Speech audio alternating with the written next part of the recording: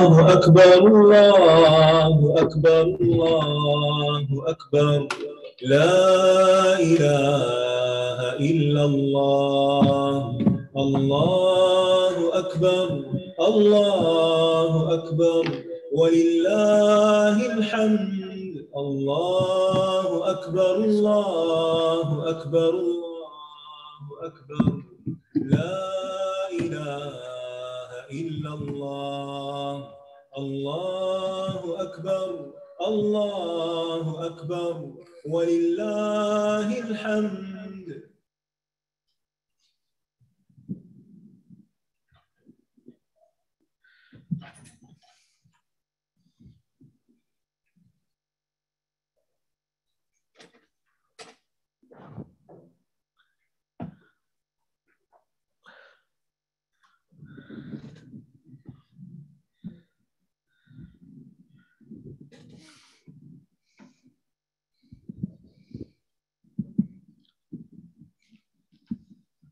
السلام علیکم ورحمۃ اللہ وبرکاتہ.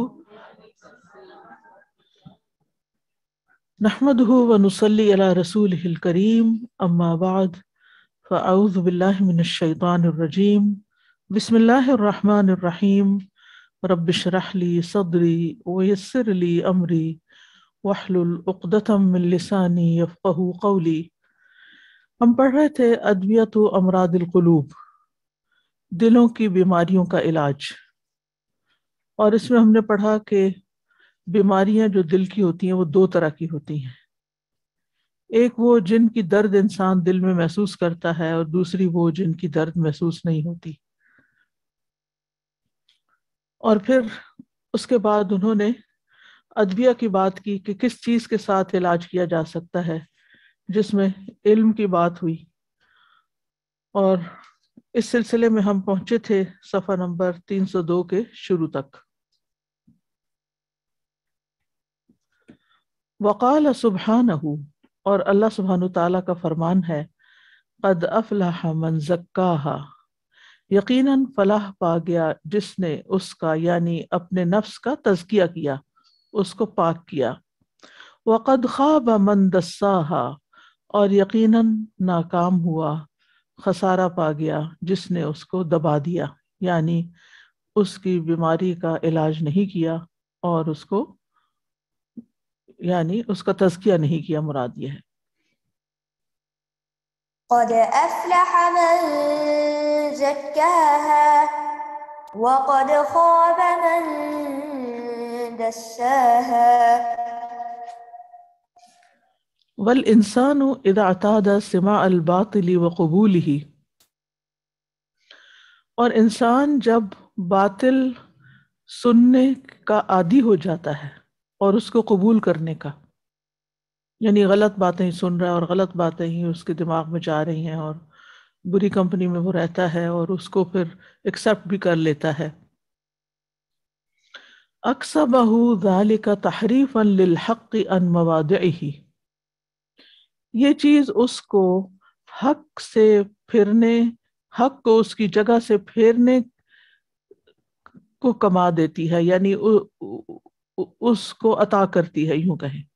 یعنی پھر اس کے اندر یہ قوت پیدا ہو جاتی ہے کہ وہ حق کو باطل کی طرف پھیر دیتا ہے، یعنی حق میں تحریف کر دیتا ہے، حق کو تبدیل کر کے اپنی مرضی کا بنا لیتا ہے جو کہ باطل ہوتا ہے. جیسے اہل کتاب کرتے تھے کہ وہ کلمات کے اندر، اپنی کتاب کے اندر تحریف کرتے تھے، اس میں تبدیلیاں کر دیتے تھے. یعنی انسان جب باطل کا دل دادا ہو جاتا ہے تو پھر ہر چیز کو اسی طرف پھیر لیتا ہے. بالکل. فَإِنَّهُ إِذَا قَبِلَ الْبَاطِلَ أَحَبَّهُ وَرَضِيَهُ، کیونکہ جب وہ باطل کو قبول کر لیتا ہے تو اس کو پسند کرتا ہے، اس سے راضی ہو جاتا ہے.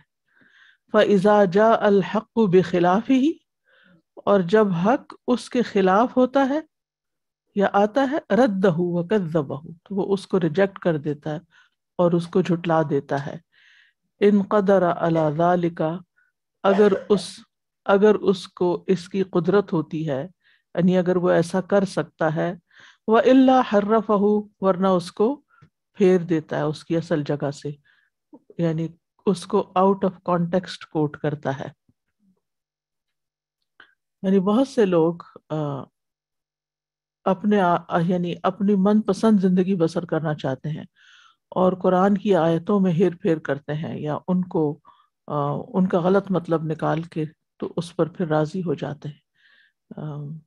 مثلاً ربا ہے، سود کی بات ہے، تو ہم سب جانتے ہیں کہ کوئی ڈاؤٹ ہی نہیں ہے، بہت کلیئر آیت ہے سود کے بارے میں، لیکن جو لوگ اس کا کاروبار کرنا چاہتے ہیں یا اس سے فائدہ یعنی اس سسٹم میں رہتے ہوئے اس کو جسٹیفائی کرنے کی کوشش کرتے ہیں، وہ فرق کرنے لگتے ہیں، نہیں اس دور کا ربا کچھ اور تھا، وہ تو لوگ قرضہ دیتے تھے گھر پرسنل لیول پر اور پھر اس پہ سود لیتے تھے، یہ تو ایک تجارت ہے، اور یعنی طرح طرح کے اپنے مرضی کے دلائل دے کے ایک ناحق چیز کو اپنے حق میں کرنے کی کوشش کرتے ہیں۔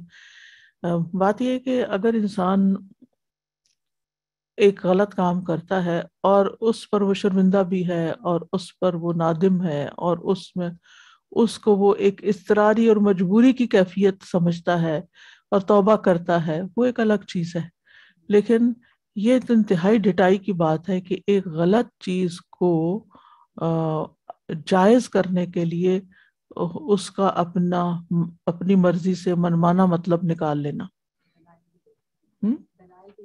اور دلائل بھی پیش کر لینا، بیسیکلی تحریف کر دینا اس میں۔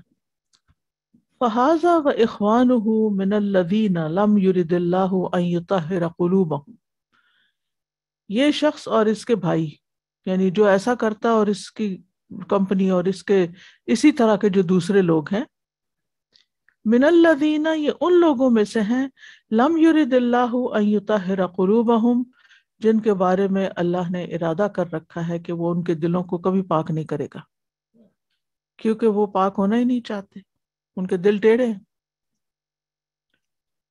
فإنها لو طہرت لما اعرضت عن الحق، کیونکہ اگر وہ پاک ہوتے تو وہ حق سے اعراض نہ برتتے، یعنی حق کو قبول کر لیتے۔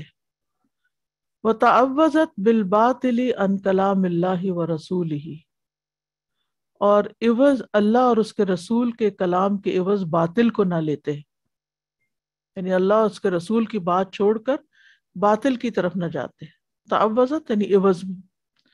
اولئک الذین لم یرد اللہ ان یطہر قلوبہم لہم فی الدنیا خزی ولہم فی الآخرۃ عذاب عظیم، یہی وہ لوگ ہیں جن کے لیے اللہ نے ارادہ کیا کہ وہ ان کے دلوں کو پاک نہیں کرے گا، ان کے لیے دنیا میں خزی یعنی رسوائی ہے، اور ان کے لیے آخرت میں بہت بڑا عذاب ہے۔ أولئك الذين لم يرد الله أن يطهر قلوبهم لهم في الدنيا خزي ولهم في الآخرة عذاب عظيم۔ اسی طرح کچھ اور چیزیں بھی ہیں، چھوٹی چھوٹی باتوں میں تو انسان کا نقطہ نظر فرق ہو بھی جائے تو کوئی بڑی بات نہیں، لیکن جو بیسک پرنسپلز ہیں دین کے، یا دین کی موٹی موٹی باتیں ہیں جو بہت کلیئر بھی ہیں اور ایک تسلسل سے ثابت بھی ہیں، ان کو اپنی مرضی سے تبدیل کر دیتے ہیں۔ مثال کے طور پہ حجاب ہے، تو حجاب کے بارے میں کہتے ہیں کہ آج کل حجاب کی ضرورت نہیں ہے، کیونکہ اس زمانے میں مدینہ میں منافق رہتے تھے اور وہ مسلمان عورتوں پر نظر رکھتے تھے یا ان کو تنگ کرتے تھے، تو اس لیے حجاب کا حکم آیا تھا، تو وہ وقت گزر گیا تو اب حجاب نہیں۔ یہ کہاں سے آئے، یعنی کس نے کہا ہے؟ لیکن اپنی مرضی کا دین اختیار کرنے کے لیے وہ اس قسم کی تعویلیں کر لیتے ہیں، تو پھر جب دل ہی ٹیڑھا ہو، آپ کی نیت ہی درست نہ ہو، آپ یعنی وہ کہتے ہیں نا خود نہیں بدلتے اور آنکھ کو بدل دیتے ہیں، یعنی اپنے آپ کو تو تبدیل نہیں کرنا چاہتے، لیکن قرآن کی آیات کا ایسا مفہوم نکالتے ہیں کہ جو ہوتا نہیں ہے، تاکہ وہ اپنی غلط روش کو صحیح ثابت کر سکیں۔ ایسے لوگوں کے دل پھر نہیں بدلتے اور نہ ہی ان کی اصلاح ہوتی ہے، نہ تزکیہ ہوتا ہے، نہ علاج ہوتا ہے۔ یہ بالکل ایسے ہی ہے کہ جیسے ایک بیمار انسان ڈاکٹر کے پاس جائے اور ڈاکٹر اس کو جو علاج یعنی جو علاج اس کو تجویز کرے وہ اس کا کوئی نہ کوئی تعویل نکال لے کہ پر میں نے تو یہ سنا تھا کہ اس کا یہ سائیڈ افیکٹ ہوتا ہے، آپ کیا دوا دے رہے ہیں اور جو آپ دے رہے ہیں اس کے بارے میں فلاں جگہ تو یہ لکھا ہوا اور فلاں یہ کہتا ہے اور فلاں کا اوپینین یہ ہے، اور مان کر ہی نہ دے کسی کی بات کو، تو آپ سوچئے اس کا علاج کیسے ہو سکتا، اس کی بیماری کیسے ٹھیک ہو سکتی۔ اور ایسے کیسز کئی ہے کہ آپ نے دیکھے ہوں گے جو بڑے فخر کے ساتھ اس طرح کی باتیں کر رہے ہوتے ہیں کہ وہ اپنے آپ کو علامہ گوگل سے پڑھ کے یہ سمجھتے ہیں کہ وہ ڈاکٹر سے اب زیادہ علم حاصل کر چکے ہیں اور ان کا تجربہ زیادہ ہے اور باقی سب دنیا غلط ہے اور وہی صحیح ہے۔ اور کچھ لوگ ان بڑے یعنی دین اور طب کے معاملات کے علاوہ روزمرہ زندگی میں بھی آپ نے دیکھے ہوں گے کہ بعض اوقات زندگی میں انسان کو ایسے لوگوں سے واسطہ پڑ جاتا ہے جو ہر بات کو الٹ طریقے سے لیتے ہیں، ہر بات منفی طریقے سے لیتے ہیں۔ آپ انہیں کسی بھی طرح سمجھانا چاہیں، کسی بھی رخ سے ان کے پاس آنا چاہیں، ان کی اپنی ایک فلسفی ہوتی ہے اور ان کا اپنا ہی ایک سوچنے کا انداز ہوتا ہے، تو پھر آپ ایسے لوگوں سے ٹکر نہیں لیتے، چھوڑ دیتے ہیں کہ انہوں نے نہیں سدھرنا، انہوں نے نہیں ٹھیک ہونا۔ یعنی یہ ہمارے ایکسپیرینس میں چھوٹی چھوٹی چیزیں آتی ہیں، تو اللہ تعالیٰ کو نہیں پتا کہ کس کو ہدایت ملنی چاہیے اور کس کو نہیں، کس کا تزکیہ ہونا چاہیے اور کس کا نہیں، اور کس کے دل کا علاج ہونا چاہیے اور کس کا نہیں۔ تو کچھ لوگ مان کر نہیں دیتے، سمجھ کر نہیں دیتے، کیونکہ وہ اپنی مرضی اور اپنی خواہشات اور اپنی عقل کے مطابق جینا چاہتے ہیں۔ یعنی یہ سوال پیدا ہوتا ہے نا کہ اللہ تعالیٰ کیوں نہیں چاہتا کہ ان کے دل پاک ہوں؟ کیونکہ یہ خود ایسے ہیں، یہ خود نہیں چاہتے۔ اما القلب الطاہر، جہاں تک ایک پاکیزہ دل کا تعلق ہے، فَلِكَمَالِ حَيَاتِهِ وَنُورِهِ وَتَخَلُّصِهِ مِنَ الْأَدْرَانِ وَالْخَبَائِثِ، تو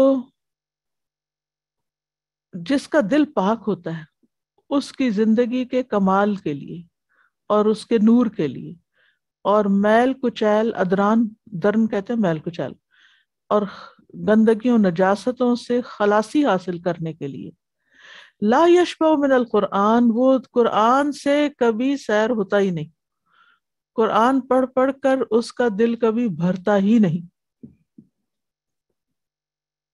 وہ کبھی یہ نہیں کہے گا میں نے پڑھ لیا، مجھے ترجمہ بھی آتا، میں نے تفسیر بھی پڑھی ہوئی ہے۔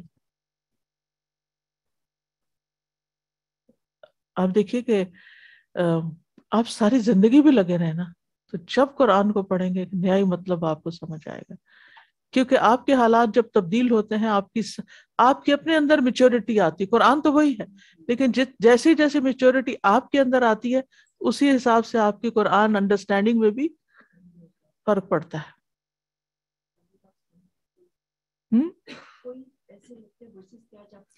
ایگزیکٹلی کہ یہ بھی ہے قرآن میں، یعنی مجھے تو ہر دفعہ اتنی حیرت ہوتی ہے کہ اچھا یہ بھی قرآن میں لکھا ہوا ہے، کبھی غور نہیں کیا اس پر، اس آیت سے تو یوں ہی گزر کے چلے گئے۔ تو یہ اسی وقت ہو سکتا ہے جب آپ کی قرآن سے محبت ہو اور آپ چاہتے ہوں کہ آپ کے اندر کی میل کچیل نکلتی جائے اور آپ کے غلط خیالات جو ہیں وہ پاکیزہ ہوتے جائیں اس قرآن کے ساتھ۔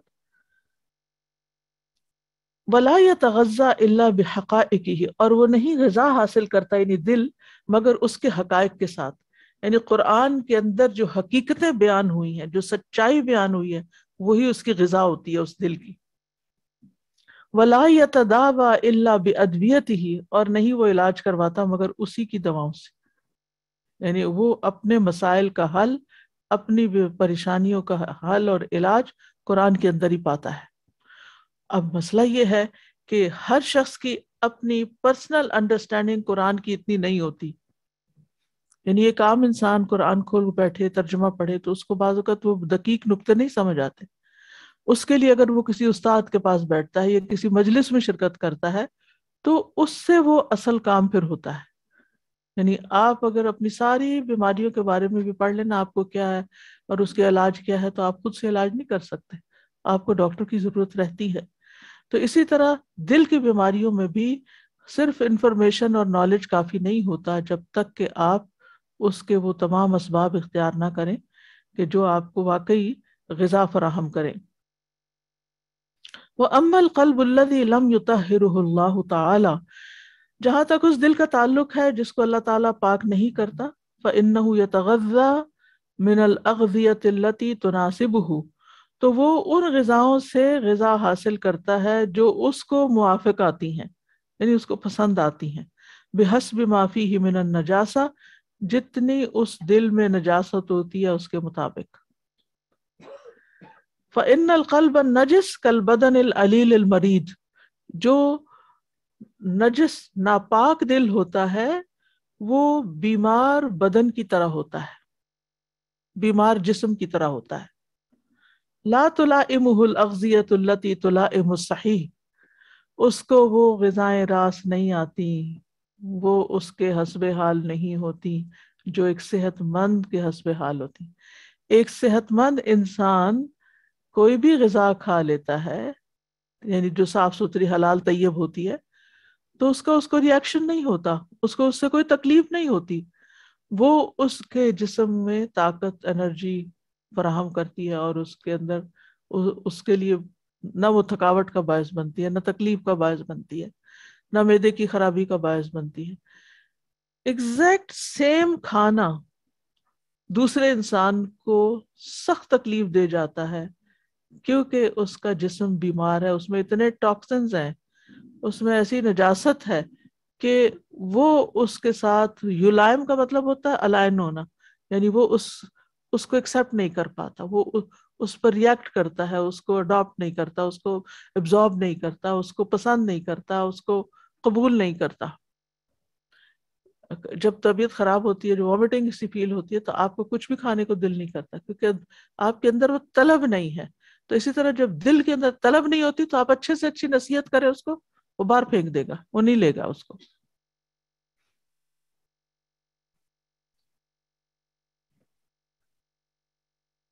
فَإِنَّ الْقَلْبَ النَّجِسَ كَالْبَدَنِ الْعَلِيلِ الْمَرِيضِ لَا تُلَائِمُهُ الْأَغْذِيَةُ الَّتِي تُلَائِمُ الصَّحِيحَ، صحیح سے مراد صحت مند، ہیلدی. وَطَہَارَةُ الْقَلْبِ مَوْقُوفَةٌ عَلَى إِرَادَةِ اللَّهِ تَعَالَى الَّذِي يَعْلَمُ مَا فِي الْقُلُوبِ، اور دل کی طہارت کا انحصار اللہ تعالیٰ کے ارادے پر ہے. موقوف یعنی انحصار. الذی، وہ جو یعلم ما فی القلوب، جانتا ہے جو کچھ دلوں میں ہے. ویعلم ما یصلح لہ منہا وما لا یصلح، اور وہ جانتا ہے جو اس کو اس کے مناسب ہے اور اس میں سے، اور جو اس کی اصلاح نہیں کرتا، یعنی جو اس کی اصلاح کرے گا اور جو اس کی اصلاح نہیں کرے گا، یہ معنی بنتا ہے. ٹھیک ہے، یعنی اللہ تعالیٰ جانتا ہے کہ اس کے لیے کیا مناسب ہے.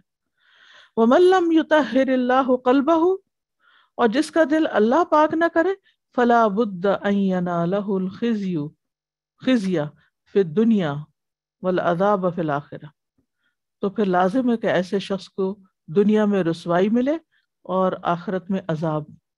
بحسب نجاست القلب وخبثه،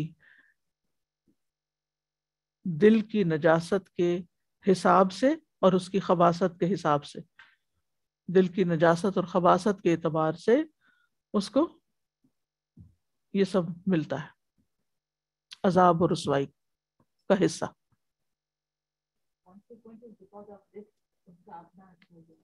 جی، یعنی اس کے اپنے اندر خرابی ہے، فی قلوبہم مرض، لہٰذا اللہ تعالیٰ ان کو ہدایت نہیں دیتا. اب مرض کتنی ہے، چھوٹی ہے تو چھوٹا نتیجہ نکلے گا، بڑی ہے تو بڑا. خباثت کم ہے تو کم سزا ہوگی، خباثت بھری ہوئی ہے زیادہ ہے، زیادہ ہوگی. ڈپینڈ کرتا ہے کہ کس درجے کا بگاڑ ہے، بگاڑ کے مطابق.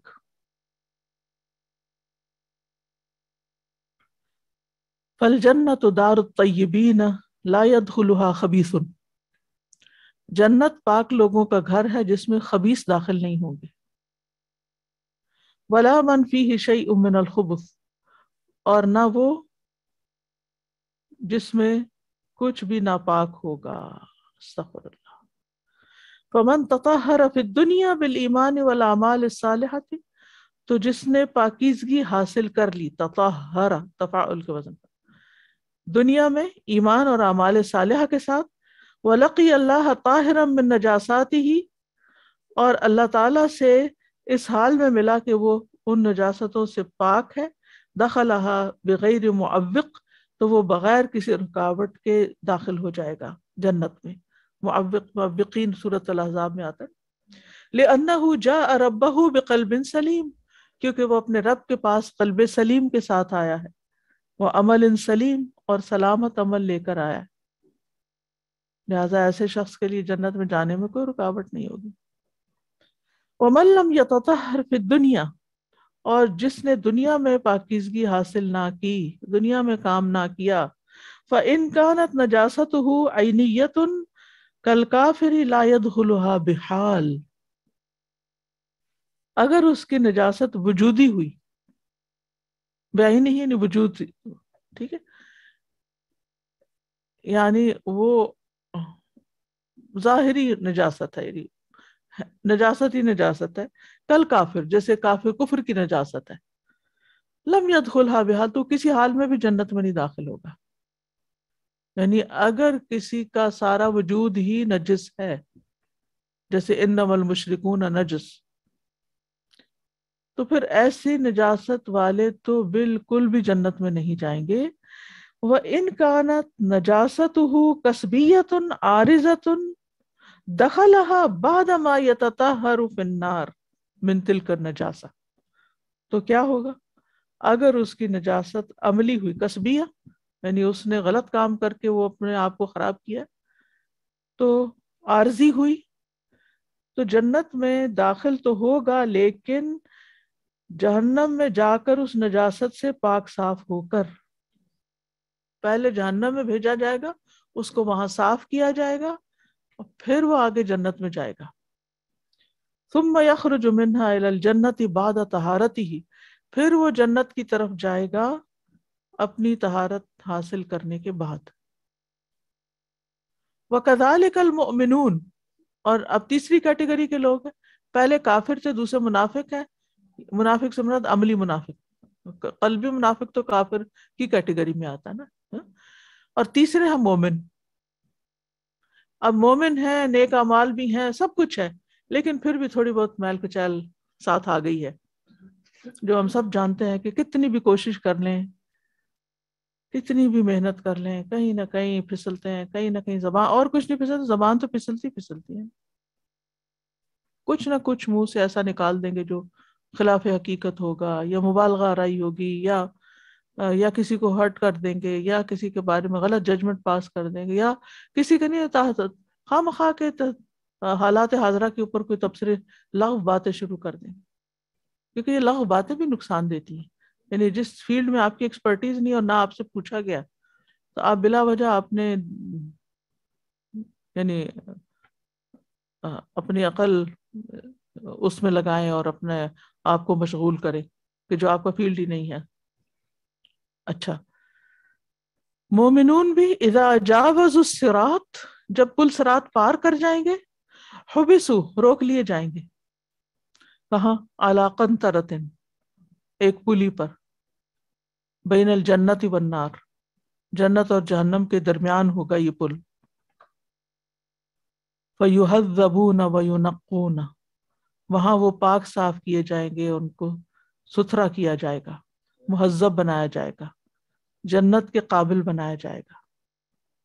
جیسے آپ کو کسی شادی میں جانا ہوتا ہے، کسی پارٹی میں جانا ہوتا ہے، تو آپ صاف ستھرے ہوتے ہیں، اپنے آپ کو میک اپ کرتے ہیں، جو بھی، اور یعنی کہ ہر گیدرنگ میں ہر ایک کو شریک نہیں کر لیا جاتا.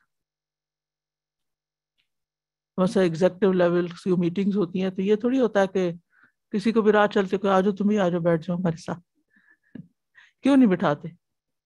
وہ ایسی بات بھی جو کرے گا کہ آپ کا وقت ضائع کرے، اس کو سمجھ ہی نہیں آئے گی یہ بات کیا ہو رہی ہے. تو جنت میں رہنے کے کچھ ادب آداب ہیں، کچھ اخلاق ہیں، کچھ خوبصورتیاں ہیں اندر اور باہر کی جو لازم ہیں وہاں انٹری کے لیے. اور جب تک وہ نہیں ہوں گی پوری، اندر نہیں جا سکتے. تو اس لیے پل پہ روک کے جنت کے لیے تیار کیا جائے گا، اب آ جاؤ صاف ستھرے ہو کر. تو جنت گندے لوگوں کا گھر نہیں ہے. اور اس میں آپ بچوں کو تربیت کرنے کے لیے اگر آپ اس پرنسپل کو سامنے رکھیں نا کہ دیکھیں ہم اپنی نگاہوں کو پاک رکھیں، حرام چیزیں نہ دیکھیں، کوئی ویڈیو ایسی نہیں دیکھیں، کوئی ایسی ننگی تصویریں نہیں دیکھیں، کوئی، کیونکہ یہ گندگی ہے نا. اور جب اس کو دیکھتا ہے انسان تو گندا ہوتا ہے، اس کا دل گندا ہو جاتا ہے. اور پھر اس طرح کا کوئی کام نہیں کرنا. اسی طرح حرام حلال کی دیگر چیزوں کے بارے میں کہ اگر ہم نے حرام پر زندگی گزاری تو پھر کیا بنے گا آگے، وہ پاک کیسے ہوگا، وہ کیسے صاف ہوگا. تو دنیا میں ہمیں ایفرٹ کرنی ہے اپنے آپ کو صاف کرنے کی.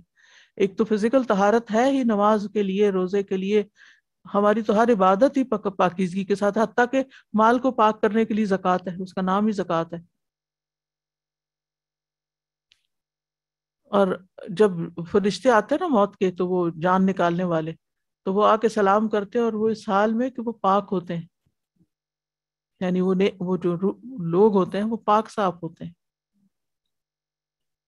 تو جسمانی طور پر بھی پاک صاف، اللہ سے گمان بھی اچھا، دل بھی پاک. اور دل لوگوں کی نفرتوں اور لوگوں کی برائیوں اور لوگوں کی زیادتیوں سے ان کو بھی معاف کر کے پاک.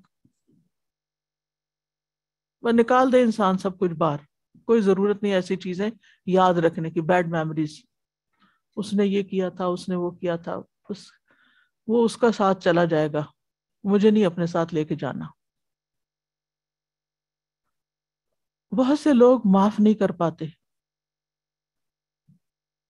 وہ بوجھ اٹھائے رکھتے ہیں اور اس وجہ سے جلتے کڑتے رہتے ہیں اور اپنے اندر یعنی زہر بھرے رکھتے ہیں. یا تو آپ بدلہ لے لو اور اپنے دل سے نکال لو، اور اس کی بھی اتنی اجازت ہے جتنا اس نے کیا تھا. لیکن مشکل یہ نا، ہم ٹھنڈے نہیں ہوتے جب تک ہم زیادتی نہ کر چکے پھر کہ میں اس کو مزہ چکھاؤں. ہم یہ تھوڑی کہتے ہیں کہ اس نے میرے ساتھ یہ کیا تھا اس لیے میں اس کے ساتھ یہ کروں گی یا کر رہی ہوں تاکہ میں اس کو سبق سکھاؤں. نہیں، ہم زیادہ کرنا چاہتے ہیں اور پھر ظالم کی کیٹیگری میں شامل ہو جاتے، اور اس کو ہم ریئلائز بھی نہیں کرتے اور نہ اس پہ توبہ کرتے ہیں. وہ تو اپنا حق سمجھتے ہیں نا.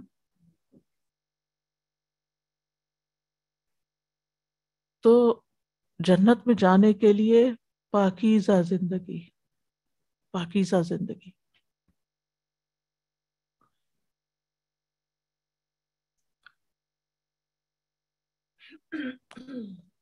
زبان کی، قلب کی، سارے اعضاء کی. ان اللہ یحب التوابین ویحب المتطہرین. اور پھر توبہ کر کر کے، یعنی انسان خطاؤں کا تو پتلا ہے، توبہ کر کر کے اپنے آپ کو صاف کرتا رہے، معافی مانگتا رہے. اور معافی اس وقت ملتی ہے جب انسان اکنالج کرے، مانے ہاں میں نے غلط کیا ہے. ایسے نہیں معافی ملتی، شرمسار ہو.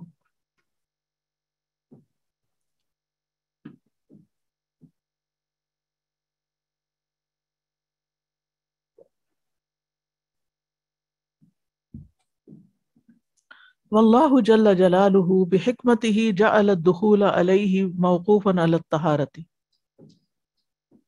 اور اللہ جل جلالہ نے اپنی حکمت کے تحت اپنی بارگاہ میں داخلے کو طہارت پر موقوف کیا ہے، یعنی منحصر رکھا ہے. یعنی اس کی بارگاہ میں وہی داخل ہوگا جو صاف ہوگا. فلا يدخل المصلی علیہ حتی یتطہر. کوئی نمازی بھی اس کے سامنے نہیں جا سکتا جہاں تک کہ جب تک پاک نہ ہو، یعنی وضو نہ کیا ہو. وَكَذَلِكَ جَعَلَ الدُّخُولَ إِلَى جَنَّتِ مَوْقُوفًا عَلَى الطِّيبِ وَالطَّهَارَةِ. اسی طرح اس نے اپنی جنت میں بھی داخلے کو پاکیزگی اور طہارت پر موقوف کیا ہے. فَلَا يَدْخُلُهَا إِلَّا كُلُّ طَيِّبٍ طَاهِرٍ. تو جنت میں کوئی داخل نہیں ہوگا مگر ہر طیب، پاک اور طاہر بھی پاک. طیب النفس اور طاہر باہر سے. والذنوب والخطايا توجب للقلب حرارة ونجاسة وضعفا فيرتخي القلب وتضطرم فيه نار الشهوة وتنجسه. ذنوب اور خطائیں، گناہ اور غلطیاں، یہ دل میں پیدا کر دیتی ہیں گرمی، نجاست، کمزوری. انسان کو بزدل بھی بنا دیتے ہیں گناہ، گندا کر دیتے ہیں، اور انسان کے اندر غضب بھی بھر دیتے ہیں. حرارت کا مطلب گرمی، یعنی غصے وغیرہ کی، انتقام کی، اس طرح کی چیزوں. فیرتخ القلب، تو ان نجاستوں کے اندر آنے کی وجہ سے دل ڈھیلا پڑ جاتا ہے. وتضطرم فیہ نار الشہوہ، اور اس کے اندر شہوت کی آگ بھڑک اٹھتی ہے. وتنجسہ، اور اس کو گندا کر دیتی ہے. والخطایا والذنوب للقلب بمنزلۃ الحطب، یہ گناہ، غلطیاں اور گناہ جو ہیں یہ دل کے لیے ایندھن کی مانند ہے. الذی یمد النار ویوقدھا، جو اس کو یعنی آگ، جو آگ کو مدد دیتا ہے اور اس کو دہکاتا ہے. تنور آپ نے کبھی بھڑکایا ہو تو آپ نے دیکھا ہوگا کہ جب وہ آگ ذرا سی ٹھنڈی ہونے لگتی، پھر آپ اور چیز اس میں پھینک دیتے، پھر اور پھینک دیتے، پھر اور پھینک دیتے. یہی حال یہاں ہے. یعنی ایک غلطی سے اندر نجس ہوتا ہے تو آپ ایک غلطی اور کر لیتے ہیں، تو پھر ایک اور کر لیتے، تو پھر اور، تو آگ بھڑکنا شروع ہو جاتی ہے. وَلِذَلِكَ كُلَّمَا كَثُرَتْ الْخَطَايَا اشْتَدَّتْ نَارُ الْقَلْبِ، اسی لیے جب غلطیاں، خطائیں بہت زیادہ ہو جاتی ہیں تو دل کی آگ بھڑک اٹھتی ہے. وَاشْتَدَّ ضَعْفُهُ، اور اس کی کمزوری بھی شدید ہو جاتی ہے. وَالْمَاءُ يَغْسِلُ الْخُبُثَ وَيُطْفِئُ النَّارَ، پانی نجاست کو دھوتا ہے اور آگ کو بجھا دیتا ہے. فَإِنْ كَانَ بَارِدًا، اور اگر پانی ٹھنڈا ہو، أَوْرَثَ الْجِسْمَ صَلَابَةً وَقُوَّةً، تو وہ جسم کو ٹھوس پن اور قوت عطا کرتا ہے. جیسے ایوب علیہ السلام کو اللہ تعالیٰ نے فرماتا هَذَا مُغْتَسَلٌ بَارِدٌ وَشَرَابٌ. اور اس لیے کو مجھ سے ذکر کر رہا تھا کہ اگر آپ ٹھنڈے پانی سے نہائیں تو، یعنی بہت سخت ٹھنڈے سے نہیں، لیکن یہ کہ بہت گرم سے بھی نہیں نہایا کریں. یا اگر گرم سے نہاتے ہیں تو اوپر سے ٹھنڈا پانی ڈالیں، تو یہ آپ کے پورے بدن کو ایکٹیو کر دیتا ہے اور وہ تھکاوٹ اتار دیتا ہے آپ کی، یعنی آپ کو بہت فریش کر دیتا ہے. ہیلتھ کے لیے بہت سے ہیلتھ بینیفٹس ہیں جو مجھے نہیں معلوم. تو بہرحال ٹھنڈے پانی کا مطلب ہے کہ آپ اتنی برف ڈال ڈال کے ٹھنڈا کریں اس کو. مراد یہ ہے کہ جو ایک نارمل ٹیمپریچر یا تھوڑا سا ٹھنڈے کی طرف، جیسے لوگ مٹی کے برتنوں میں ڈال رکھتے تھے تو وہ ایک قدرتی طور پہ ٹھنڈا ہوتا تھا. وہ بہت نارمل، بالکل جو ٹیپ سے پانی آ رہا ہوتا ہے ٹھنڈا ہوتا ہے، تازہ پانی جو ہوتا ہے. وَإِنْ كَانَ مَعَهُ ثَلْجٌ وَبَرْدٌ كَانَ أَقْوَى فِي التَّبْرِيدِ، اگر اس میں برف اور ٹھنڈک ہو تو وہ ٹھنڈک میں وَصَلَابَةِ الْجِسْمِ وَشِدَّتِهِ، جسم کی قوت اور مضبوطی میں اور اضافہ کر دیتا ہے. فَكَانَ أَذْهَبَ لِأَثَرِ الْخَطَايَا وَالذُّنُوبِ، تو وہ خطاؤں اور گناہوں کے اثرات کو زائل کر دیتا ہے، لے جاتا ہے. فالقلب والبدن بأشد الحاجة إلى ما يطهرهما ويبردهما ويقويهما، تو دل اور جسم اس بات کی شدید حاجت رکھتے ہیں کہ ان دونوں کو پاک کیا جائے، ان کو ٹھنڈا کیا جائے، ان کو قوت دی جائے. یعنی جسم کو اور دل کو اور جسم کو اس بات کی بہت شدید ضرورت رہتی ہے کہ دونوں کو پاک صاف رکھا جائے، ٹھنڈا رکھا جائے، مضبوط رکھا جائے، تب زندگی اچھی گزرتی ہے. وَلِذَلِكَ كَانَ النَّبِيُّ صلی اللہ علیہ وسلم يَقُولُ فِي دُعَاءِ الْاِسْتِفْتَاحِ فِي الصَّلَاةِ، اسی لیے نبی صلی اللہ علیہ وسلم اپنی دعائے استفتاح میں یہ فرماتے تھے: اللہم اغسل خطایای بالماء والثلج والبرد، اے اللہ میری خطاؤں کو پانی سے، برف سے اور اولے سے دھو ڈال.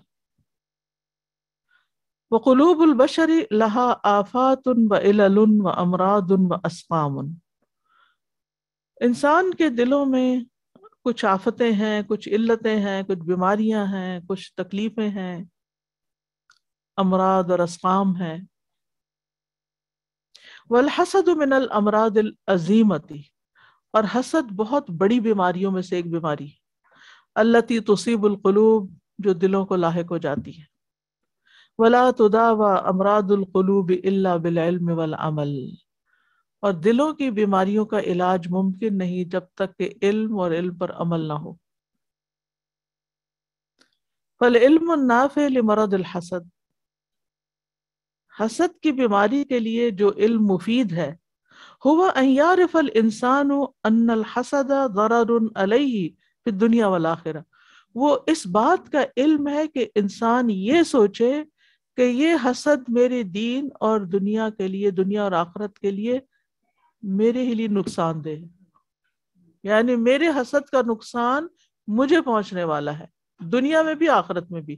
یہ سب سے بڑا علم ہے جو انسان کو معلوم ہونا چاہیے، اور اس وجہ سے وہ حسد کو چھوڑ دے کہ یہ تو ایک انگارہ ہے، یہ تو ایک نقصان دہ چیز ہے، یہ تو زہر ہے، یہ تو مجھے یہاں بھی مار دے گا، آگے بھی نقصان دے گا، اس میں تو کوئی خیر ہی نہیں ہے۔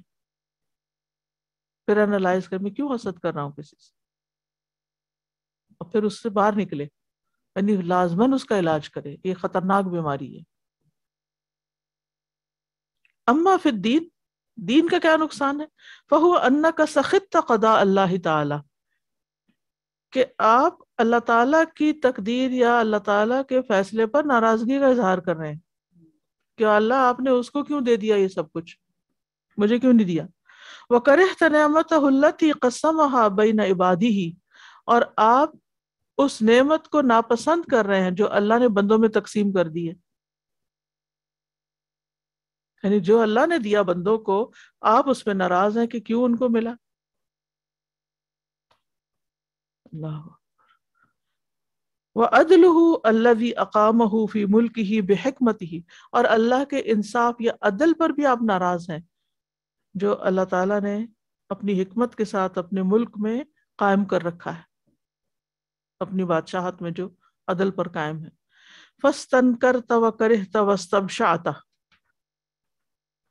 تو تم نے اس کو برا جانا، یعنی اس کو ریجیکٹ کیا، انکار کیا، اس کا کرہتا ناپسند کیا، مکروہ سمجھا، واستبشعت اور اس کو بہت برا بھیانک سمجھا۔ ما قضاہ اللہ وقدرہ واختارہ لعبدہ، جس کا فیصلہ اللہ نے کیا تھا اور جس کو اللہ نے اس کے مقدر میں کیا تھا اور جس کو اللہ نے اس بندے کے لیے چنا تھا، تم اس پہ غصہ کر رہے، تم اس پہ ناراض ہو، تم اس کو ناپسند کر رہے، تمہیں اس کی تکلیف ہو رہی ہے۔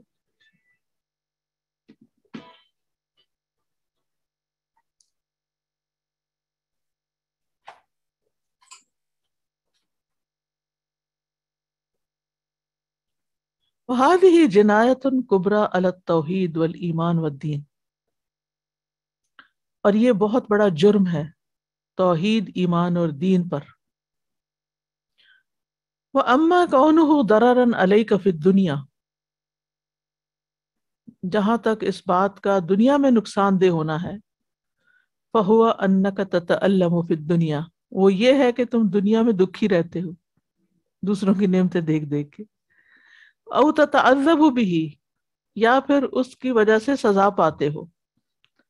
فالذین تحسدهم لا يخلیہم اللہ من نعم یفیدها علیہم، تو جن سے تم حسد کرتے ہو اللہ تعالیٰ تمہارے اس حسد کی وجہ سے ان کو نعمتیں پہنچانے میں اور نعمتوں سے خالی نہیں کرتا جو وہ ان کو پہنچاتا ہے، یعنی تم جتنا بھی جل لو اللہ نے ان کی نعمتیں چھیننی نہیں ہے، جو اللہ ان کو دے رہا ہے وہ تو ان کو دیے رکھے گا۔ فلا تزال تتألم بكل نعمت تراها، اور تم خود ہی ہر اس نعمت پر جو ان میں دیکھو گے تڑپتے رہو گے، تکلیف میں رہو گے کہ ان کے پاس کیوں ہے، یہ ان کو کیوں مل گیا، ان کو کیوں دے دیا۔ وتتعذب بكل بلیة تصرف عنهم، اور ہر اس مصیبت پر تم تکلیف محسوس کرو گے جو ان سے پھیر دی گئی، یعنی ان سے کہ مثلا وہ بیمار ہو گئے، یعنی ایک شخص، پرٹیکولر شخص کوئی بھی جس سے آپ حسد کرتے ہیں، جب آپ دیکھتے ہیں اس کو کچھ ملا تو آپ کو تکلیف ہوتی، اور اگر وہ بیمار ہوتا ہے یا کوئی مصیبت آتی ہے تو آپ خوش ہوتے ہیں، اور اگر وہ مصیبتوں سے ٹل جاتی ہے تو آپ پھر تکلیف میں آ جاتے ہیں کہ مصیبت کیوں گئی.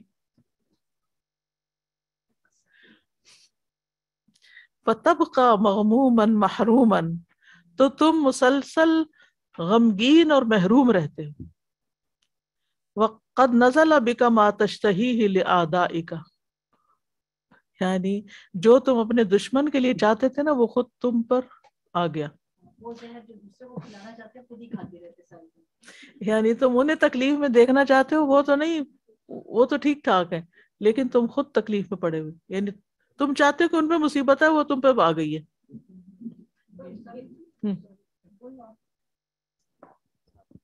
کچھ لوگ آئی تھنک وہ لوگ ریئلائز ہی نہیں کرتے کہ وہ یہ ان اس کو بیماری کا جیلسی کے، شکار ہے. ہاں وہ یہی کہہ رہے ہوتے ہیں نہیں یہ اسی کا فالٹ ہے، یہ میرا فالٹ ہی نہیں ہے.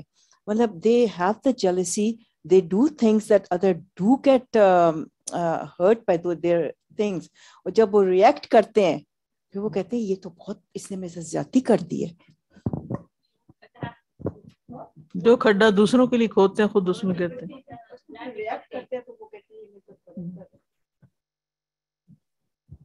اور استاد اس سے یہ بھی ہمیں لگتا ہے کہ مطلب پتہ لگتا ہے کہ اگر آپ دوسروں پہ حسد کر رہے ہیں تو اللہ تعالیٰ نے کسی کو نعمتوں کے ساتھ نعمت سب کو دی ہیں، تو آپ پھر اپنی جو نعمتیں دی ہیں ہم اس پہ فوکس ہی نہیں کرتے، ہم وہ بھول جاتے ہیں بیکاز ہم اتنے کنسرنڈ ہیں دوسرے لوگوں سے کہ جو اللہ تعالیٰ نے ہمیں نوازا ہے جس سے، وہ پیچھے رہ جاتا ہے اور پھر شکر چلا جاتا ہے اور سارا سکون چلا جاتا ہے. بالکل.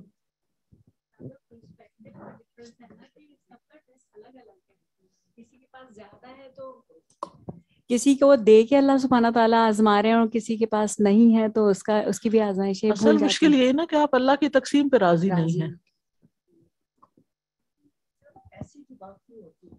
مطلب دس از ناٹ اونلی کنسرٹ کہ وہ اس کے پاس یہ ہے یا یہ نہیں ہے، اور بہت چیزوں سے بھی لوگ جیلس ہو جی، جاتے ہیں. کسی کے بچے کی گریجویشن ہوئی تو وہ اس پر خوش ہونے کی بجائے جالس کہ ہمارے بچے نے یہ ڈگری نہیں لی اور اس کے بچے نے لے لی، اس پہ خوش ہونے کی بجائے تکلیف محسوس کرتے.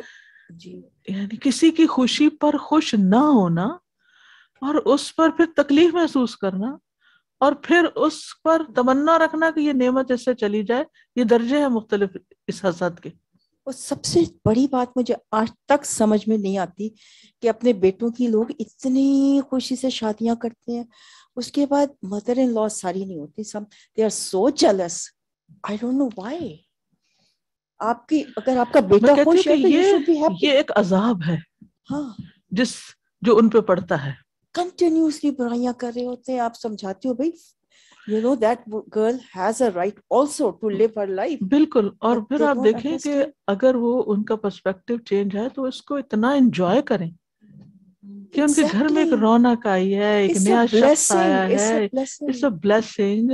اس کی خوبیوں پر نظر رکھے تو آپ کا دل سے پیار پھوٹ پھوٹ کے نکلے گا اور آپ اس کو انجوائے کریں گے.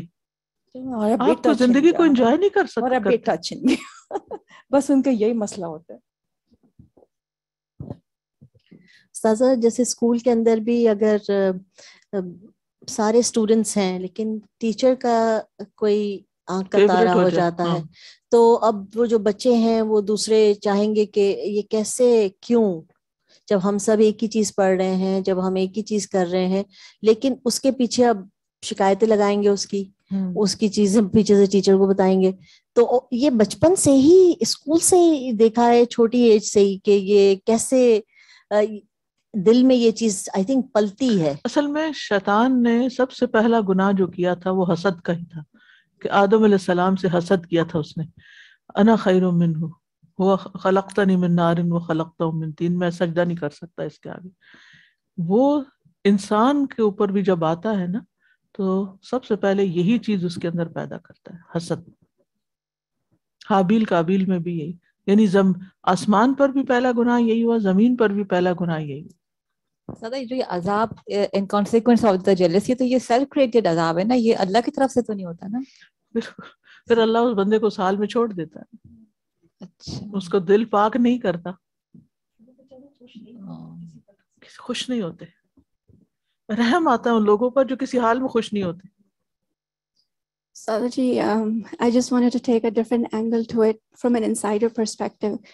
بیکاز ہم سب کے اندر اسپریچول ڈیزیزز ہوتی ہیں، اور جب ہم قرآن کی طرف آتے ہیں یا دین کی طرف آتے ہیں تو یو گو تھرو دیٹ تزکیہ phase and it is a constant till the death. آپ اس پروسیس کے اندر ہوتے ہیں. بٹ آئی تھنک یہاں پہ جو انہوں نے بات کہی وہ اتنی امپورٹنٹ ہے کہ یعنی عظیم ترین امراض میں سب سے ٹاپ پہ انہوں نے حسد کو رکھا ہے. اینڈ دین جو علم نافع سے انہوں نے اس کو ایک طرح سے جوڑا ہے کہ یہ بینیفیشل نالج کا ہونا کہ دس از سم تھنگ سو ضرر رساں ان بوتھ دنیا اینڈ آخرہ، کہ جب انسان آتا ہے اور یہ ریئلائز کرتا ہے کہ میرے اندر حسد ہے. بیکاز ہم اپنے آپ کو اتنے پیڈسٹل پہ اور دوسرے اینگل پہ دیکھنے کے عادی ہوتے ہیں کہ ہم دوسروں کو دیکھ رہے ہوتے ہیں کہ ان کے ذریعے ہے اور ہوتا ہے، لیکن ٹو ریئلائز کہ یہ میرے اندر ہے، how do you go about that. لیکن جب آپ اللہ تعالیٰ کے دین سے، کتاب سے، اور جو نبی صلی اللہ علیہ وسلم کے سارا جو آپ پڑھتے ہیں اس سے کنیکٹڈ ہوتے ہیں تو آپ کی صفائی ہونی شروع ہوتی ہے. مجھے یاد ہے آپ نے پچھلے رمضان سیریز میں جب وہ جو سورہ رعد میں آیت آتی ہے امثال کے اندر جو کی تھی کہ جو فائدہ دینے والی چیز ہے وہ ٹھہر جاتی ہے اور جو گندگی ہے وہ اوپر آ جاتی ہے. But when a human being goes through that process اس کی آلائشیں اوپر آتی ہیں اور اس کو یہ برداشت کرنے کی اور انڈیور کرنے کی ایک آنی ہوتی ڈیولپ کرنا پڑتا ہے. because it's very hard to see yourself کہ you are a hasid. It's not easy to accept that reality. And once you do that, there are many things جو قرآن میں خود آتی ہیں کہ آپ خود سوال کریں، اللہ تعالیٰ کا فضل اس کو عطا ہوا تو آپ کو بھی عطا ہوگا. There are so many things that you start realizing. So I think this is important to realize کہ ہم کہاں stand کرتے ہیں and how do we get out of it inshallah. فهذه الأدوية العلمية، یہ علمی دوائیں تھیں. فإذا فكر الإنسان فيها بذهن صاف، پھر جب انسان ان کے بارے میں صاف ذہن سے سوچتا ہے، انطفأت نار الحسد من قلبه، تو اس کے دل سے حسد کی آگ بجھنے لگتی ہے. وعلم، اور وہ جان لیتا ہے، انه مہلک لنفسه، کہ یہ تو میری اپنے جان کے لیے ہلاک کرنے والی چیز ہے، یہ تو خود مجھے ہلاک کر دے گی. ومفرح عدوه، اور اس کے دشمن کو خوش کر دے گی. ومسخط ربه، اور اس کے رب کو ناراض کرنے والی ہے. ومنغص عیشہ، اور اس کی زندگی کو بے مزہ کرنے والی. وَأَمَّا الْعَمَلُ النَّافِعُ، جہاں تک حسد کے علاج کے لیے نافع عمل کا تعلق ہے، فیہ، اس میں. وَأَمَّا الْعَمَلُ النَّافِعُ فیہ، اور جہاں تک اس عمل کا تعلق ہے جو اس میں یعنی حسد کی بیماری کو دور کرنے میں فائدہ دیتا ہے، فَهُوَ أَن يُحَكِّمَ الْحَسَدَ، وہ یہ ہے کہ وہ حسد پر غالب آئے، تسلط جما لے. وَيُكَلِّفَ نَفْسَهُ نَقِيضَهُ، اور اپنے نفس کو اس کے الٹ کی تکلیف دے، اس کے اپوزٹ کام کرنے کی.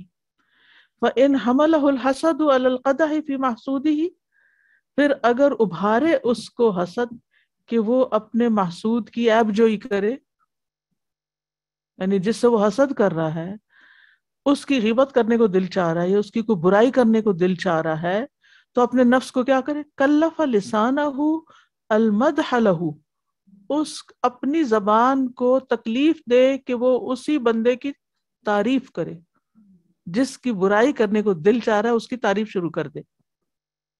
وَثَنَاءَ عَلَيْهَا، اور اس کی ثنا.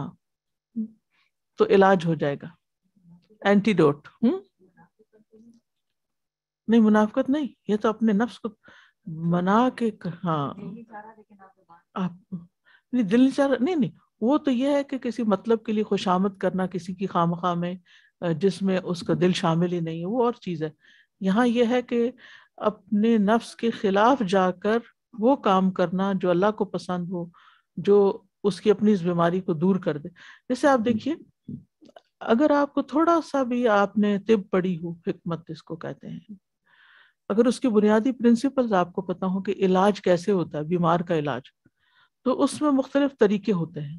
ان کے یہاں 4 اخلاط ہیں جو جسم میں اعتدال سے بڑھ جائیں، سودا، صفرا، دمی، پتہ نہیں، اور ایسے ہی کچھ 4 نام ہیں، کہ اگر جسم میں وہ زیادہ ہو جائیں تو انسان بیمار ہو جاتا ہے. تو وہ کیا کرتے ہیں، نبض دیکھتے ہیں، پھر یہ گیس کرتے ہیں کہ اس میں اس انسان میں کون سی اخلاط میں سے کون سی خلط جو ہے وہ بڑی ہوئی ہے. ٹھیک ہے، پھر وہ ایسی دوا دیتے ہیں جس سے اس کو کم کیا جاتا ہے یا اس کا علاج کیا جاتا ہے.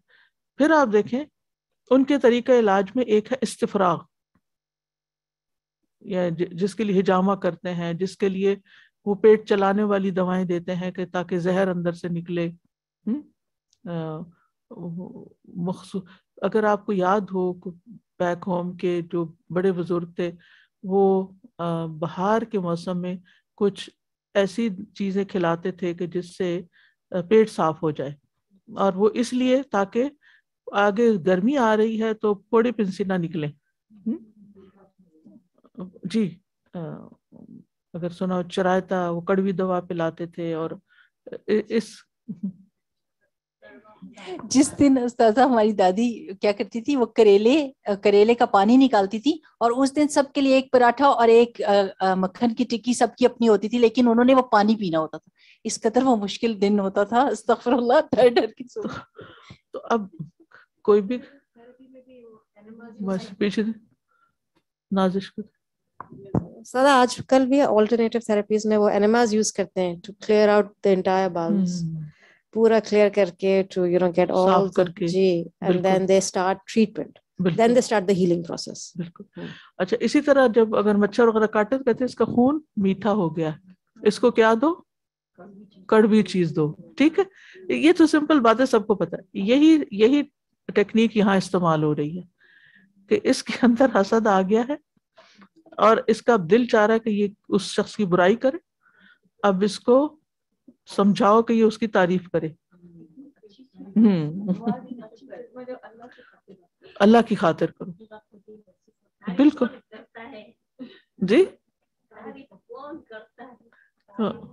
ہاں، یہی تو پھر بیمار رہتے ہیں نا. خود جو تعریف نہیں کرتا وہ بیمار رہتا ہے.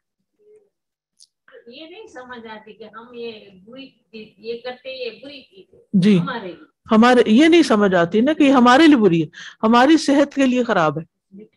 ایڈمٹ نہیں کرتے نا، اسے پہچانتے نہیں کہ یہ ہمارے اندر ہے، اور یہ نہیں دیکھتے کہ کس لیول کی ہے، کہاں تک خرابی ہو چکی ہے. بہت پہلے، اور آپ نے اس میں یہی سب باتیں کہی تھی اور میں نے وہ پلے سے باندھ لی تھی. اور حسد واقعی بہت بری چیز ہے، اور آپ نے کہا تھا اس کے درجے ہیں مختلف، اور اس کا پہلا درجہ یہ ہے کہ جب آپ کسی کی کوئی خوشی کی خبر نفسہ التواضع لہ، تو آپ اپنے آپ کو اس بندے کے سامنے ہمبل ہو کر بات کریں، تواضع سے پیش آئیں. یعنی اس پہ چڑھائی کرنے کی بجائے اور اس کے سامنے بڑا بننے کی بجائے کیا ہو، دھیمے ہو جائیں. والاعتذار علیہ، اور اس کو معذرت کرنے میں، سوری کرنے میں. وَإِنْ بَعَثَهُ عَلَى كَفِّ الْإِنْعَامِ عَلَيْهِ، اور اگر وہ اس کو ابھارتا ہے، اس کا نفس، کہ وہ محسود کو کوئی نعمت، کوئی تحفہ، کوئی چیز نہ دے، اس کے ساتھ کوئی خیر کا معاملہ نہ کرے. الزم نفسہ الزیادہ فی الانعام علیہ، تو اپنے نفس کو پابند کرے کہ اس کو میں نے زیادہ دینا ہے. فاذا عرف المحسود ذلک طلب قلبہ واحبہ، جب محسود کو یہ بات پتہ چل جائے گی کہ یہ تو مجھ پر بہت احسان کر رہا ہے، تو وہ اس کا دل جیت لے گا اور اس سے محبت کرے گا. وجاءت الموافقۃ التي تقطع مادۃ الحسد، اور اس طرح وہ موافقت آ جائے گی سامنے جس سے حسد کا مادہ ختم ہو جائے گا. فهذه اہم الادویۃ، هذه اہم ادویۃ الحسد، یہ حسد کی سب سے امپورٹنٹ، اہم ہوتا ہے اہمیت والی، امپورٹنٹ دوائیاں ہیں. وهي نافعۃ جدا، اور یہ بہت فائدہ مند ہے. الا انها مرۃ علی القلوب جدا، بس یہ ہے کہ یہ دل پر بڑی ہی کڑوی ہیں، بہت سخت کڑوی چیزیں ہیں، بڑی مشکل ہیں. ولکن النفع فی الدواء المر، لیکن مشکل یہ ہے کہ فائدہ بھی کڑوی دوا ہی کا ہوتا ہے. فمن لم يصبر على مرارة الدواء لم ينل حلاوة الشفاء، جو کڑوی دوا برداشت نہیں کرتا پھر وہ صحت مند ہونے کی مٹھاس بھی برداشت نہیں کرتا، نہیں پا سکتا، برداشت نہیں کرتا، پھر وہ صحت مند ہونے کی مٹھاس یا سویٹنس بھی نہیں پاتا. ومن امراض القلوب حب الدنیا فکرا وطلبا وتمتعا. وہ پہلی بیماری اب یہاں ختم ہوگی، حسد کا معاملہ. اب نمبر 2 ہے امراض القلوب میں ایک اور بہت بڑی بیماری دنیا کی محبت، دنیا کی فکر، دنیا کی طلب، دنیا سے فائدہ اٹھانے کے پیچھے بھاگنا. دنیا دنیا دنیا. والاعراض عن الاخرہ، اور آخرت سے اعراض برتنا، آخرت سے بے رخی اختیار کرنا، آخرت کا نہ سوچنا. ومن اتخذ الدنیا ربا اتخذته عبدا، جس نے دنیا کو اپنا رب بنا لیا، اپنا آقا بنا لیا کہ اس کے پیچھے بھاگ رہا ہے، وہ دنیا اس کو اپنا غلام بنا لے گی. والعاقل من يرضى منها بالقلیل، عقل مند وہ ہوتا ہے جو دنیا کے تھوڑے پہ راضی ہو جاتا ہے. مع سلامت الدین، اپنے دین کو سلامت رکھتے ہوئے. کما رضی اہل الدنیا بقلیل الدین مع سلامت الدنیا، جیسے دنیا والے تھوڑے دین پر راضی ہو جاتے ہیں اپنی دنیا کی سلامتی کے لیے. یعنی تھوڑا بہت دین کی طرف آگے اور باقی دین کو وہاں نہیں داخل ہونے دینا جہاں ان کی دنیا کو کوئی نقصان ہوتا ہے. تو یہ دنیا کے بندے ہیں. اور جو آخرت کے بندے ہیں وہ پھر آخرت کا نقصان ہونے نہیں دیتے اور تھوڑی دنیا پر بھی راضی رہتے ہیں، قناعت کی زندگی بسر کرتے ہیں. ومن احب شیئا اکثر من ذکرہ، جو کسی چیز کو پسند کرتا ہے تو وہ اس کو زیادہ یاد کرتا ہے. یعنی انسان کو جس چیز سے محبت ہوتی ہے اس کی یاد بھی دل میں زیادہ ہوتی ہے. وبقدر ما يحزن الانسان للدنیا یخرج ہم الآخرۃ من قلبہ، تو انسان دنیا کے لیے جتنا غمگین ہوتا ہے اسی کی مناسبت سے یا اسی اعتبار سے آخرت کا ہم فکر پریشانی اس کے دل سے نکل جاتا ہے. یعنی جس کے دل کو دنیا کے غم نے ڈھانپ لیا ہو اس دل سے آخرت کا غم نکل جاتا ہے پھر. کیونکہ آپ کی سوچ کا ہر وقت مرکز کیا ہے؟ دنیا کی فکر. کیونکہ اگر آپ کے دل میں آخرت کی فکر لگے گی تو پھر آپ کی جو ایکٹیویٹی ہوگی نا، آپ کو جو کوشش ہوگی، جو آپ کا عمل ہے وہ بدل جائے گا. پھر آپ کی دوڑ کسی اور طرف لگے گی، پھر آپ اور کاموں میں مشغول ہو جائیں گے. اب آپ دیکھیں کہ کچھ لوگ ہوتے ہیں کہ ٹھیک ہے بچپن کا زمانہ انسان کو پڑھنے لکھنے اور اپنی اگلی زندگی کے لیے تیاری کرنے کا ہوتا ہے. پھر ایک وقت آتا ہے کہ وہ پڑھائی بھی کر لیتا ہے، شادی بھی کر لیتا ہے، کمائی بھی کر لیتا ہے، اپنی بنیادی ضروریات پوری کر لیتا ہے. پھر ریٹائرمنٹ کی ایج آتی ہے. تو کچھ لوگ ریٹائرمنٹ کی ایج پر کیا کرتے ہیں کہ وہ اپنے مال، اپنے وقت اور اپنی چیزوں کو خیر کے کاموں میں لگاتے ہیں، لوگوں کی بھلائی کے لیے. جن کو تو آخرت کا پتہ ہے تو وہ تو دین کی طرف زیادہ لگ جاتے ہیں، اور جن کو آخرت کا نہیں پتہ وہ دنیا میں بھی دنیاوی اعتبار سے بھی اوروں کے فائدے کے بن جاتے ہیں کہ ہم نے جو کھانا تھا، کمانا تھا، کرنا تھا وہ کر لیا، اب کسی اچھے کام میں اپنے وقت کو استعمال کرنا چاہیے. لیکن کچھ لوگوں کو آپ اس کے بالکل برعکس پائیں گے. وہ اپنے مال کو، اپنے وقت کو، اپنی صلاحیتوں کو کسی خیر کے کام میں نہیں لگائیں، صرف عیش و عشرت، ادھر گھوم پھر لیے، ادھر چلے گئے، یہ کھا لیا، وہ پہن لیا، وہ، یا پھر ایسے کاموں میں پڑ گئے کہ جو عاقبت خراب کرنے والے ہیں. یعنی ایسی عیش و عشرت میں، ایسی حرام کاریوں میں کہ مال بھی وافر ہے، فراغت بھی ہے، غلط کام کرو. تو دنیا کی محبت انسان کے لیے ایک زہر قاتل ہے.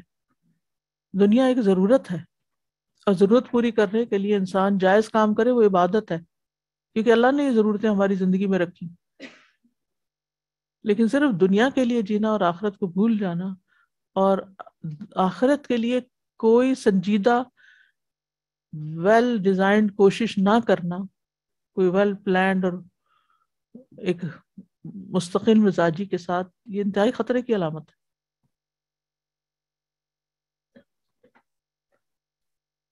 فالدنیا والآخرت ضرتان، سوری وَبِقَدْرِ مَا يَحْزُنُ الْعَبْدُ لِلْآخِرَةِ يَخْرُجُ هَمُّ الدُّنْيَا مِنْ قَلْبِهِ، اور انسان جتنا آخرت کی فکر کرتا ہے اس سے اتنا ہی دنیا کا غم نکل جاتا ہے. فَالدُّنْيَا وَالْآخِرَةُ ضَرَّتَان، دنیا اور آخرت دو سوکنے ہیں. وَبِقَدْرِ مَا تُرْضِي إِحْدَاهُمَا تُسْخِطُ الْأُخْرَى، تو جتنا تم ایک کو راضی کرنا چاہتے ہو دوسری اتنی ناراض ہو جاتی ہے. وَبِقَدْرِ مَا تُعْمِرُ إِحْدَاهُمَا تَهْدُمُ الْأُخْرَى، اور جتنا تم ایک کو آباد کرنا چاہتے ہو دوسری گر جاتی ہے. وَبِقَدْرِ مَا تُقَدِّمُ إِحْدَاهُمَا تُؤَخِّرُ الْأُخْرَى، اور جتنا ان میں سے ایک کو آگے لاتے ہو اتنی دوسری پیچھے چلی جاتی ہے. وَطَالِبُ الدُّنْيَا مِثْلَ شَارِبِ مَاءِ الْبَحْرِ، دنیا کا طالب سمندری پانی پینے والے جیسے کی طرح ہوتا ہے. كُلَّمَا ازْدَادَ شُرْبًا ازْدَادَ عطشاً، جتنا وہ سمندر کا پانی جو کہ نمکین بہت ہوتا ہے وہ پیتا ہے اتنی اس کی پیاس زیادہ ہو جاتی. حتیٰ یقتلہ الشرب، یہاں تک کہ وہ پانی اس کو مار ڈالتا ہے، قتل کر دیتا ہے، یعنی وہ زیادہ پانی پی لے اس کا. تو والدنیا سریعۃ الفناء، دنیا جلد فنا ہونے والی ہے. تعد بالبقاء ثم تخلف فی الوفاء، بقا کا وعدہ کرتی ہے لیکن پھر وفا میں وعدہ خلافی کر جاتی ہے. تنظر الیہا فتراہا ساکنۃ مستقرۃ، آپ اس کو دیکھتے ہیں کہ وہ ٹھہری ہوئی ہے، ایک حال میں ہے. وہی رس یعنی دنیا، وہی سائرۃ سیرا عنیفا، جبکہ وہ بہت مشکل چال چل رہی ہوتی ہے. عنف سختی کو کہتے ہیں. ابھی سمجھ آ جائے گی. وہی کالظل، سائے کی طرح ہے. فإنہ متحرک ساکن، وہ چل بھی رہا ہوتا ہے لیکن ایک جگہ ٹھہرا ہوا نظر آ رہا ہوتا ہے نا. اگر آپ سائے کو دیکھیں تو یوں لگتا ہے جیسے ایک جگہ رکا ہوا، حالانکہ وہ رکا ہوا بالکل نہیں ہوتا، وہ کھسک رہا ہوتا ہے. متحرک فی الحقیقت ساکن فی الظاہر، ظاہر میں ساکن ہے، حقیقت میں کیا ہے؟ چل رہا ہے. زندگی بھی بظاہر ٹھہری ہوئی ہے، حقیقت میں چل رہی ہے.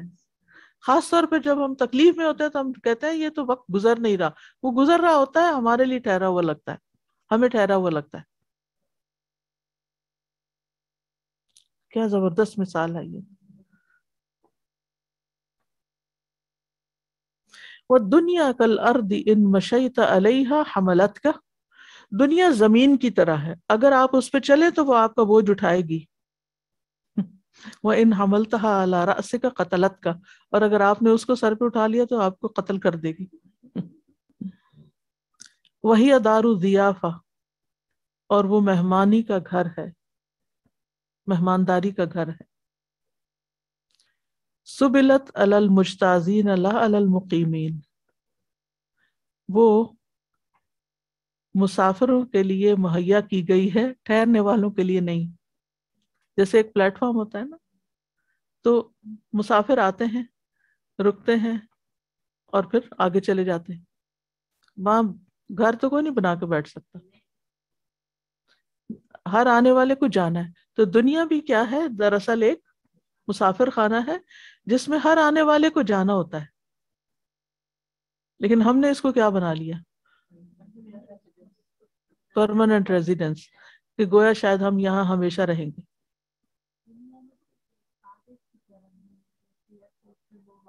جی ہاں بالکل، آئے اور گئے. کوئی بھی مسافر کہیں بھی سفر کر کے جاتا ہے تو اس کو اپنا گھر نہیں سمجھ لیتا. کتنے بھی اچھے ہوٹل میں آپ ٹھہرتے ہیں، آپ وہاں دل نہیں لگاتے، آپ کو ہر لمحہ یہ احساس ہوتا ہے کہ مجھے جانا ہے. بالکل جانے کا انتظار ہوتا ہے. تو عقل مند وہی ہوتا ہے جو جانے کے وقت ذہن میں رکھ کے ساری پلاننگ کرتا ہے کہ اتنی دیر ٹھہرنا ہے، اتنی دیر میں یہ سارے کام مجھے کر لینے چاہیے. ودار عاریۃ لا دار دار ملک، کرائے کا گھر ہے، ملکیت کا نہیں، آپ کا اپنا گھر نہیں ہے. جی مسافر ہے، یعنی اب مسافر کی بات گزر گئی، اب یہاں بات ہو رہی ہے کرایہ کے گھر کی. اور یہ بھی اچھی طرح سب کو سمجھ آئے گی کہ جو لوگ کسی رینٹل ہاؤس میں رہتے ہیں وہ اچھی طرح سمجھتے ہیں کہ اس میں وہ دل نہیں لگاتے، کوئی اس کی ٹوٹ پھوٹ بھی ہو تو ضروری مرمت کراتے ہیں، یعنی ضرورت پوری کرتے ہیں اس سے. وہ اس کو اپنا گھر سمجھ کے نہیں اس کی اکھیڑ پکیڑ یا اس کے اندر بڑی چینجز شروع کر دیتے، کیونکہ انہیں پتا ہوتا ہے تو چھوڑنا ہے. جی دوسرے کا گھر سمجھ کے اس کو توڑنے لگتے ہیں، یا اس کی وہ کیئر نہیں کرتے، یعنی اس سے ان کو انٹرسٹ نہیں ہوتا. خاص طور پر اگر اپنا گھر کہیں بنا ہو یا بن رہا ہو تو انسان کی ساری دلچسپی اس سے ہوتی ہے. تو ہمارا اصل گھر تو آخرت ہے نا، تو ہماری ساری دلچسپی تو اس سے ہونی چاہیے. اور یہاں ہم اپنی ضرورت پوری کریں آسان طریقے سے، بس دل نہیں لگائیں.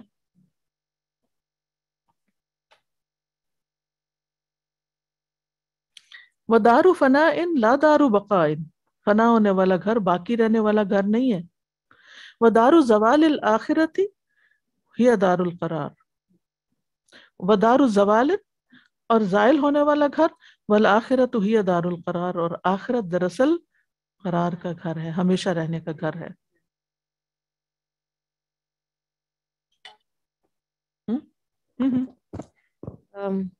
مطلب لوگ جو دنیا کے گھر کے پیچھے بھاگتے ہیں سالوں سال لگ جاتے ہیں، 25 years mortgage، 30 years mortgage، endless. لیکن اللہ سبحانہ تعالیٰ نے ہمیں کتنی اپرچونیٹیز دی ہیں دار الاخرہ کے گھر کے لیے. پورے دن میں آپ 12 رکعتیں پڑھ لیں، سنت کی، جنت میں گھر ہے، چھوٹی سی مسجد بنا لیں، سو کتنا ریئل اسٹیٹ اپرچونیٹیز ہیں فجرنا. لیکن ہم اپنے مال کو اس طرف یا اپنے وقت کو یا اپنی انرجی اور صلاحیتوں کو ان کاموں کی طرف نہیں، ان کا دل نہیں چاہتا. 12 سنت ہیں، بس فرض پڑھ کے بھاگتے ہیں، حالانکہ بیٹھے رہتے ہیں، گپ شپ لگاتے ہیں، اس سے مل، اور فرض پڑھ کے بھی ایسے اٹھتے ہیں جیسے کسی قید سے آزاد ہوئے ہوں. اور اسی طرح پیسے جمع کرتے رہتے ہیں، عیش و عشرت کے کاموں میں خرچ کریں گے، لیکن کسی خیر کے کام میں خرچ کرتے ہوئے تکلیف ہوتی ہے. کیوں؟ یقین نہیں ہے نا کہ اس کا واقعی اس کا بینیفٹ ہے.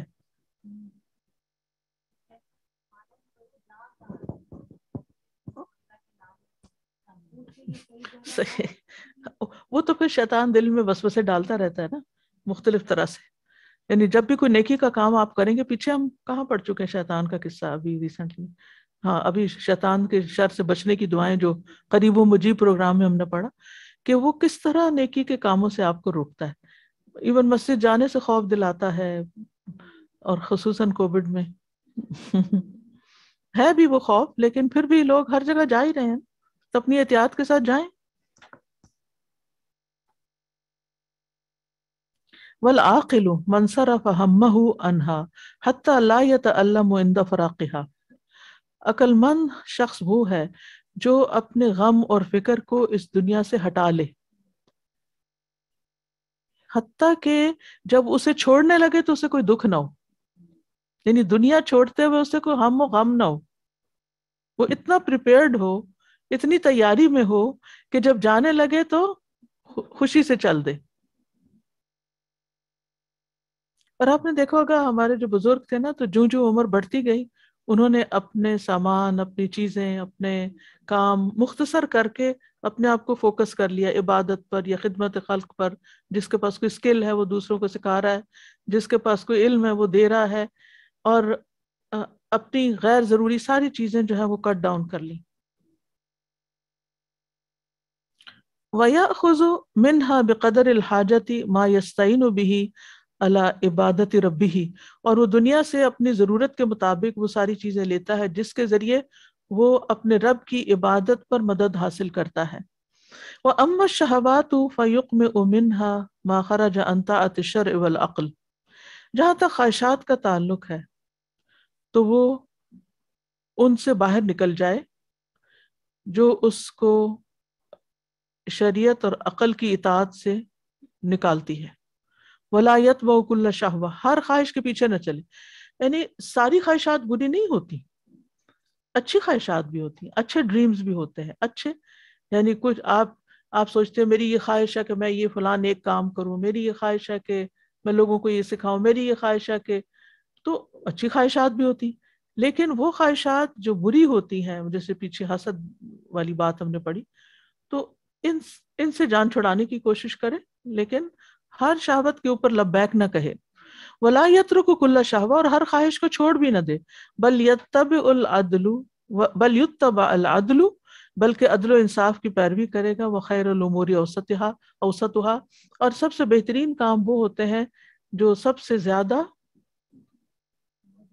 ماڈریٹ ہوتے ہیں، یعنی ماڈریشن میں ہی بہتری ہے، ہر چیز اعتدال میں، نہ تو بالکل دنیا چھوڑ دے، میرے کسی چیز سے کوئی لینا دینا نہیں، اور آپ جنگلوں میں نکل جائیں، جنگل میں تو خیر کوئی نہیں نکل، لیکن کچھ لوگ گھر میں ہوتے ہوئے بھی جنگل میں ہی ہوتے ہیں، تو یعنی کسی سے کوئی بول چال نہیں، کسی سے کوئی نہ نیبر کا پتہ، نہ کسی اور کا پتہ، کوئی دنیا کی خبر نہیں، کسی کو دلچسپی نہیں، یہ بھی غلط طریقہ ہے کہ آپ روکھے پی کے انسان بن جائیں، اور نہ آپ اتنا انٹرسٹ لیں کہ خواہ مخواہ لوگوں کی زندگی میں انٹرفیئرنس کریں۔ بعض اوقات لوگ محبت کے نام پر دوسروں کی پرسنل لائف میں اتنا گھس جاتے ہیں کہ ان کا جینا محال کر دیتے ہیں، یہ بھی درست ہے۔ حتیٰ کہ اپنے بچوں کے ساتھ بھی ان کو بھی اسپیس دیں، ان کے ساتھ بھی ایک ڈسٹینس رہنا چاہیے، اور ان سے بھی ایسی محبت نہیں کرنی چاہیے کہ جو آپ کو بیکار کر دے۔ تو ہر چیز کے اندر اعتدال ضروری ہے۔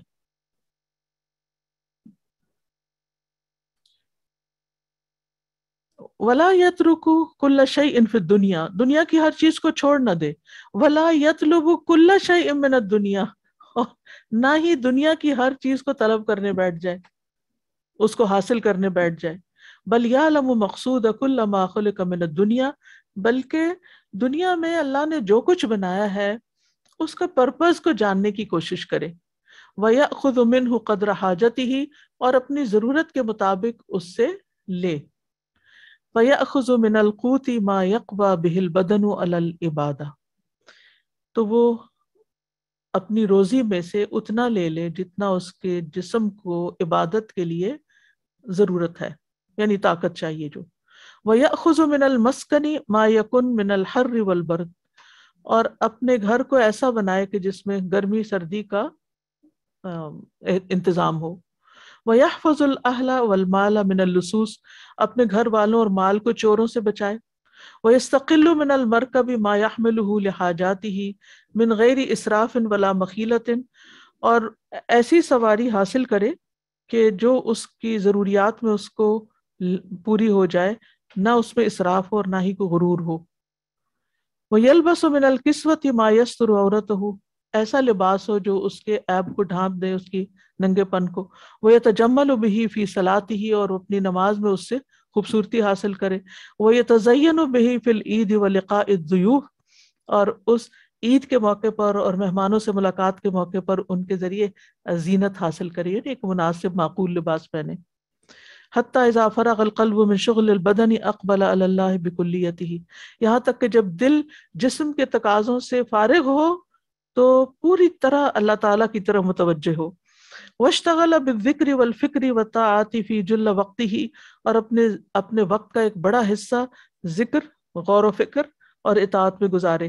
وکل میسر لما خلق لہ، ہر انسان کو اسی چیز کی آسانی دے دی جاتی ہے جس کے لیے وہ بنا ہے۔ واللہ شکور حلیم، اور اللہ تعالیٰ بڑا ہی قدردان، بڑا بردبار ہے، لوگوں کی خطاؤں کو دیکھتا ہے لیکن ان کو پنش نہیں کرتا، یعنی فوری فوری۔ ومن امراض القلب الحرص والطمع، دل کی بیماریوں میں سے ایک حرص اور لالچ ہے۔ فالمال وسیلۃ الی مقصود صحیح، اور مال جو ہے صحیح منزل تک پہنچنے کا ایک وسیلہ ہے، بس ذریعہ ہے۔ ویصلح ان یکون آلہ ووسیلہ الی مقاصد فاسدہ، اور یہ ایسا ذریعہ بھی ہو سکتا ہے جو آپ کو غلط چیزوں کی طرف لے جائے۔ فہو بحسب استخدام یکون محمودا او مذموما، اور یہ اس کو استعمال کرنے کے موافق محمود یا مذموم ہوتا ہے، یعنی مال اچھا بھی ہے، مال برا بھی ہے، اچھے کاموں میں لگاؤ گے تو اچھا ہوگا، اور اگر غلط کاموں میں لگاؤ گے تو ناپسندیدہ ہوگا۔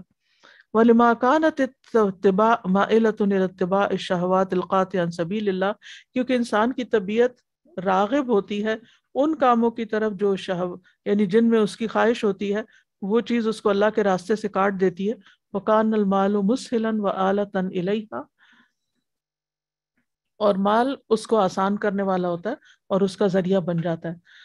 عظم الخطر فیما یزید علی قدر الکفایۃ من الماء، یعنی اگر ضرورت سے زائد مال ہوتا ہے تو اس کا خطرہ بھی بڑھ جاتا ہے۔ آج اتنا ہی کافی ہے کیونکہ ٹائم ہو چکا ہے ہمارا۔ جزاکم اللہ خیرا۔ جی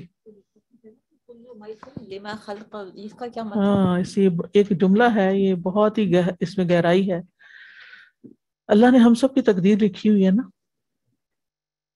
ہمیں تو نہیں پتا کہ ہم نے جنت میں جانا ہے یا جہنم میں جانا ہے، لیکن جنت میں جانے والوں کے لیے جنت کی راہیں آسان کر دی جاتی ہیں.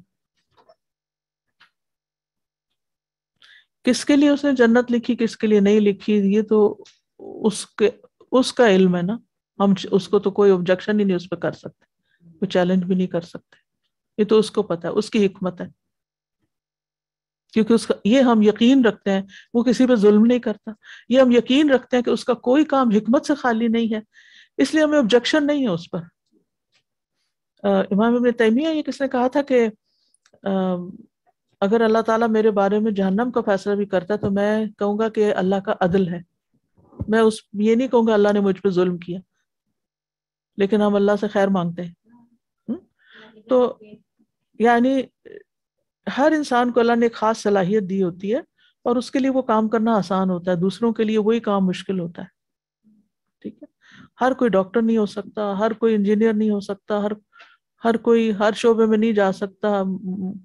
اسے کہتے ہیں نا ہر فن مولا، یہ نہیں ہو سکتا. ہر بندے کی ایک خاص اس کو صلاحیت دی گئی اور ایک خاص حد تک اس کو اللہ سبحانہ وتعالیٰ نے مواقع دیے ہیں یا آسانیاں پیدا کی ہیں اس کام کے کرنے کے لیے. وآخر دعوانا ان الحمد للہ رب العالمین. سبحانک اللہم و بحمدک اشہد ان لا الہ الا انت استغفرک و اتوب الیک. اللہ سبحانہ وتعالیٰ ہمیں عمل کرنے والا بنائے. ویاکم. اللهم صل على محمد وعلى آل محمد كما صليت على إبراهيم وعلى آل إبراهيم إنك حميد مجيد. اللهم بارك على محمد وعلى آل محمد كما باركت على إبراهيم وعلى